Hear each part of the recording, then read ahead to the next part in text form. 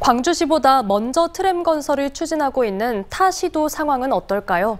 곳곳에서 잡음이 발생하고 있습니다. 사업비가 2배 늘거나 사업을 선회하는 등 갈등으로 인한 사회적 비용이 야기되고 있습니다. 트램은 접근성이 좋고 도시 활성화와 같은 장점이 있지만 타 시도 사례를 보면 신중한 접근이 필요하다는 지적입니다. 보도에 송정근 기자입니다. 도시철도 2호선을 트램으로 건설하기로 결정한 대전시.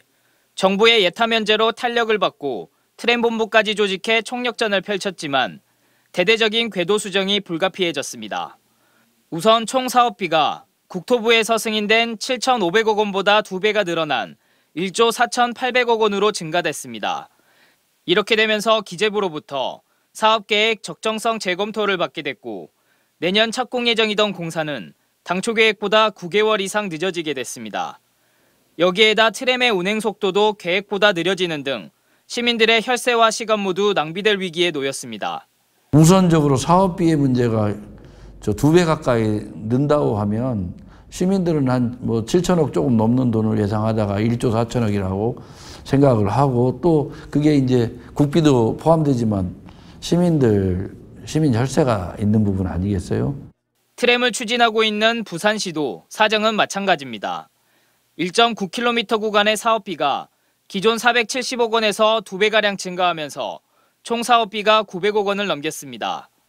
사업비 증가분에 대한 기재부의 국비 지원이 무산될 경우 노선 축소 등 반쪽짜리 트램으로 전락할 가능성도 큽니다. 네 번째 도시철도를 트램으로 건설하겠다는 계획을 세웠던 대구시도 홍준표 시장 취임 이후 경제성 문제 등으로 모노레일로 방향을 틀었습니다. 많은 자치단체들이 앞다퉈 트램 설치를 공언하고 실제 사업비도 확보하고 있지만 순탄하게 사업이 진행되는 곳은 한 군데도 없다는 점은 트램 건설을 신중하게 접근해야 한다는 방증입니다. 교통 수요 추정이나 그런 어떤 제반적인 요건을 전혀 검토하지 않은 상황에서 공약이 들어와가지고 지금 광주시의 모든 교통계획과 도시기본계획 자체를 다 손을 다시 대야 되는 상황을 만들어버렸거든요. 그러니까 그런 근본적인 것부터 다시 따지고 봐야죠. 트램의 도입과 건설을 위해 지금 필요한 것은 시민들과의 수기 과정 등 광주의 100년 대계를 생각하는 지혜입니다. MBC 뉴스 송정근입니다.